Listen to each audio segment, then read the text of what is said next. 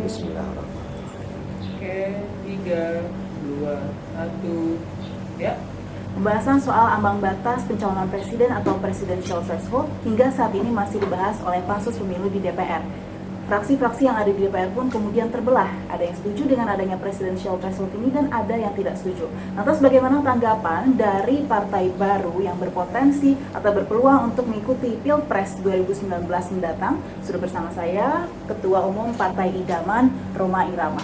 Bang Rhoma, bagaimana tanggapannya sebagai partai baru, positioningnya di mana? Apakah setuju dengan presidential threshold atau tidak?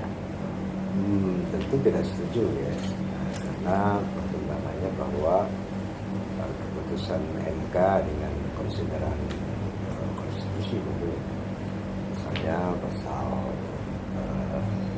22E 1 dan 2 terutama, itu bahwa pemilu dilaksanakan untuk memilih DPRD, anggota DPR, presiden, wakil presiden, serta DPD itu secara serentak. Nah, artinya kalau serentak tiba-tiba muncul juga artinya namanya presidensial threshold atau parliamentary threshold, ini nggak relevan lagi dengan ketentuan itu.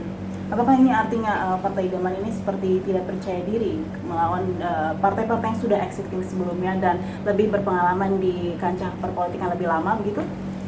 Saya rasa bukan masalah percaya diri atau tidak ya.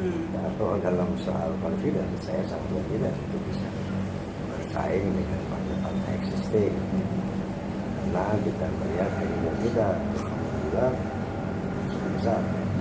Jadi bukan masalah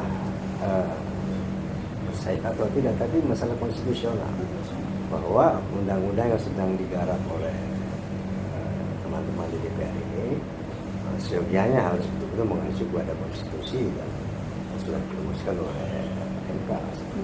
Ada yang mengatakan, Bang, kalau presidential threshold ini ada, ini artinya partai-partai politik yang mendukung ini sudah solid dan bisa menimbulkan atau menghasilkan pemerintahan yang lebih solid dan lebih ada legitimasinya. Gimana? Ada yang mengatakan bahwa dengan adanya presidential threshold berarti kan harus berkoalisi. Dengan adanya koalisi yang sudah lebih solid, ini akan menghasilkan pemerintahan yang lebih kompak atau lebih ada legitimasinya begitu. Tanggapannya Bang Rhoma gimana?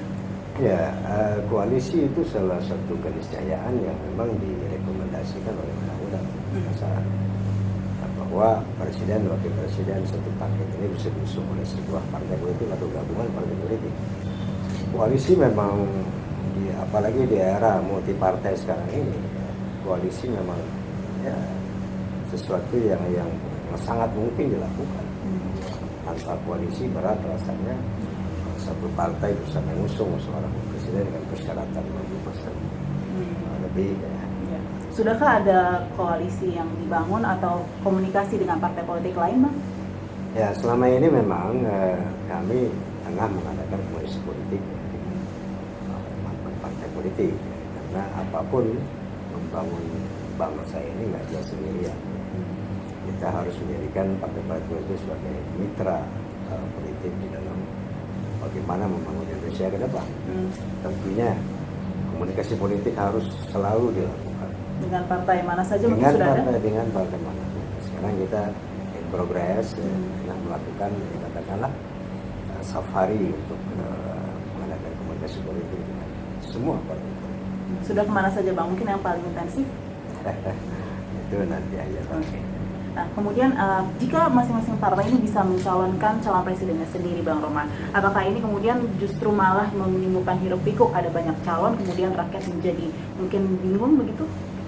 Pertama, misalnya ada 13 partai katakanlah, setiap partai mencalonkan presiden, suap gitu kan, di mana hambatan?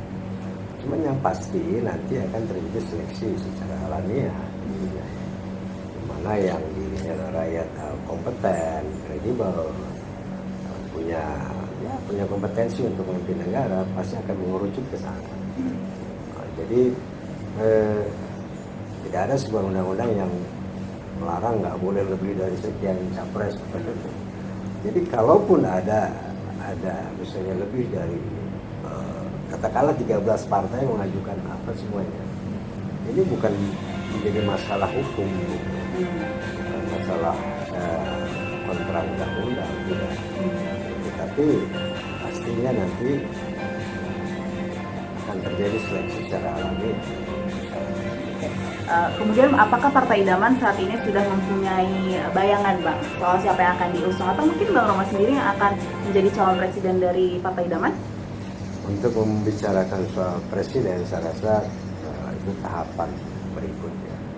Tahapan sekarang ini kita sedang konsentrasi penuh menghadapi akselerasi untuk memenuhi persyaratan KPU. Jadi kita sedang bekerja keras, konsentrasi penuh. Belum lagi berbicara siapa presiden. Baik. Terima kasih banyak atas kesempatannya Bang Roma. Itulah tadi wawancara saya dengan Ketua Umum Partai Idaman Rhoma Irama terkait dengan ambang batas pencalonan presiden atau presidential threshold. Dari Jakarta, Nadia Atmaji, Eva Roslita, Metro TV.